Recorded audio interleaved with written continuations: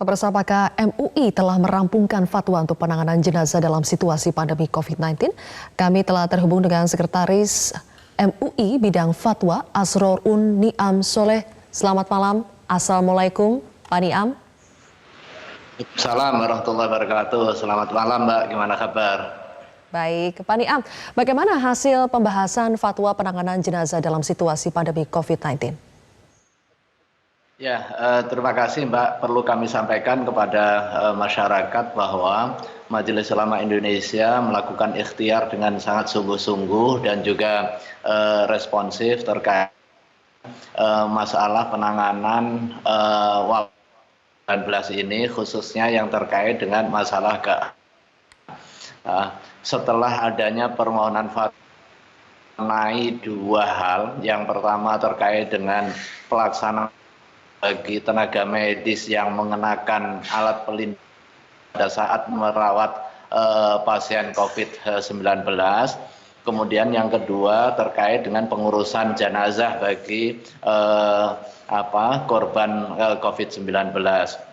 Nah, dalam 3 hari ini kami intensif melakukan pertemuan, pembahasan, sekaligus juga pengkajian.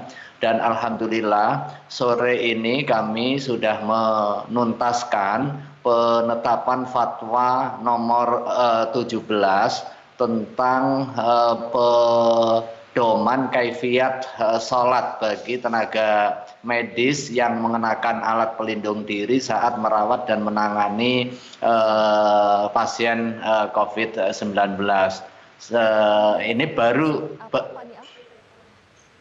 Ini baru saja kita selesaikan, dan pada kesempatan sore ini adalah kesempatan pertama kami menyampaikan kepada publik.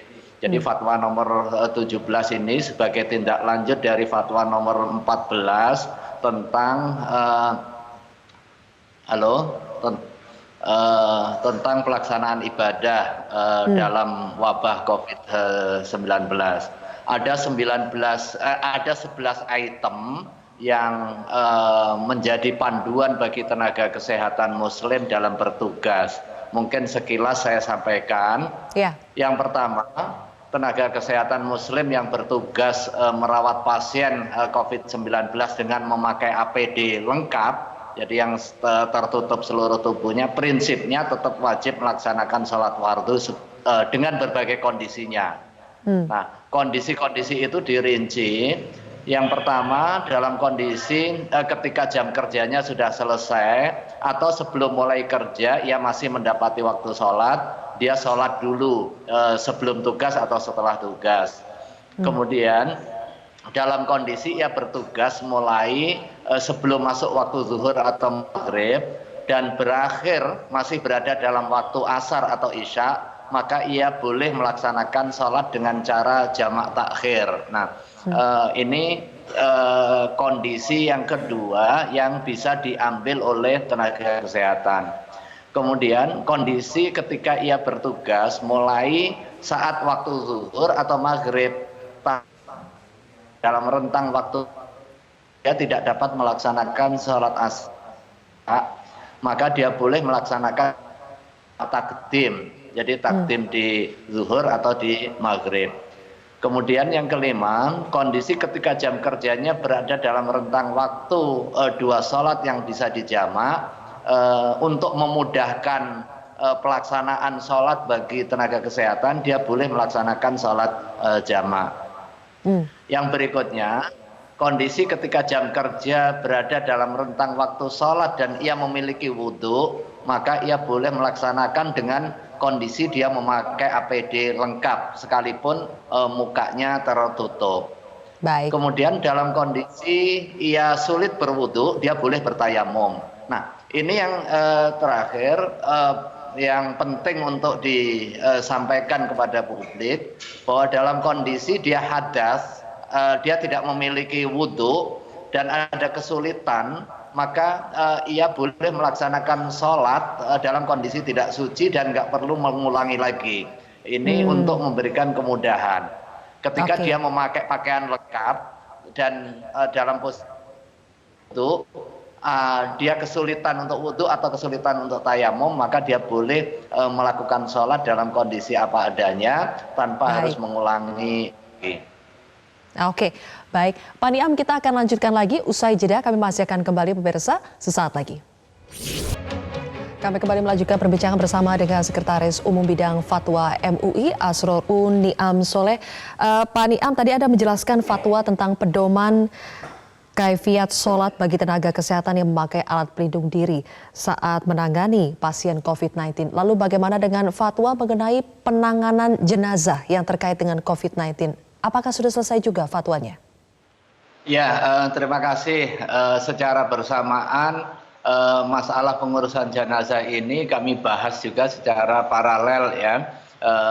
Sudah 2 hari ini hari ketiga dan sedianya tadi juga sudah merampungkan, cuma karena ada beberapa hal yang butuh didalami kembali.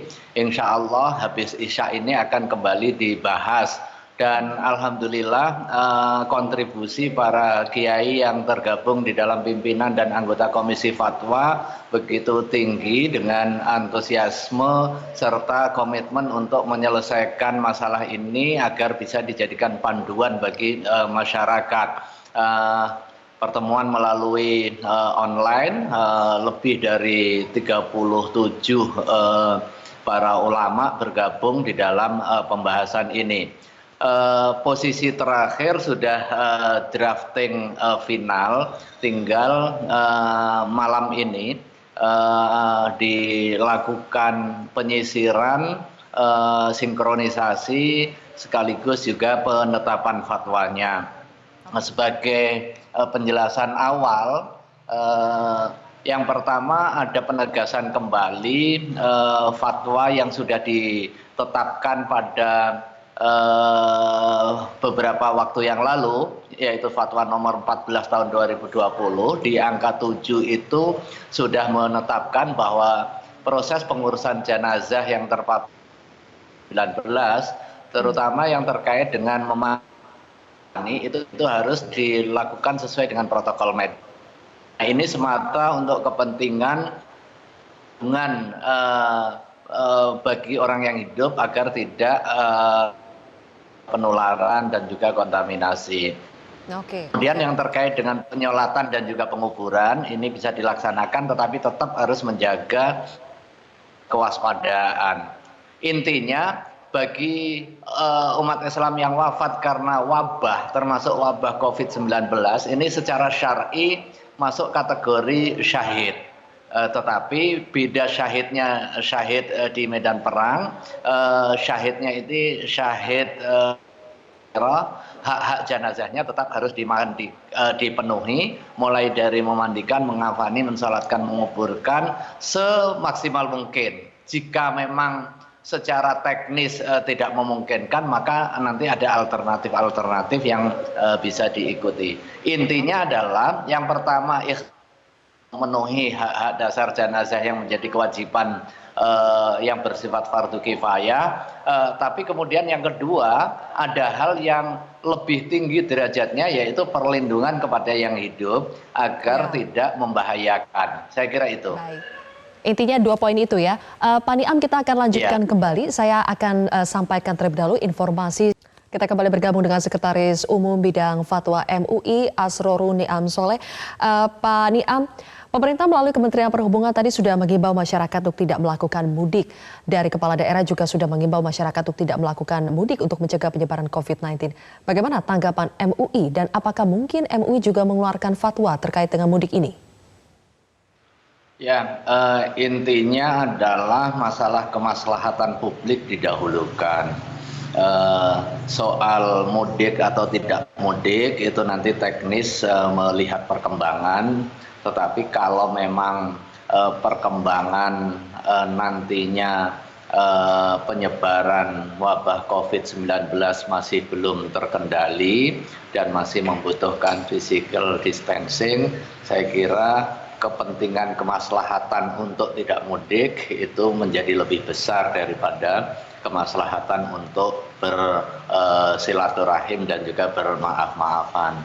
Silaturahim bagian dari syariat yang diajarkan dan juga dianjurkan, tetapi menjaga jiwa agar menimbulkan bencana, menimbulkan bahaya itu didahulukan daripada kehendak kita untuk memperoleh kemanfaatan dari silaturahim itu.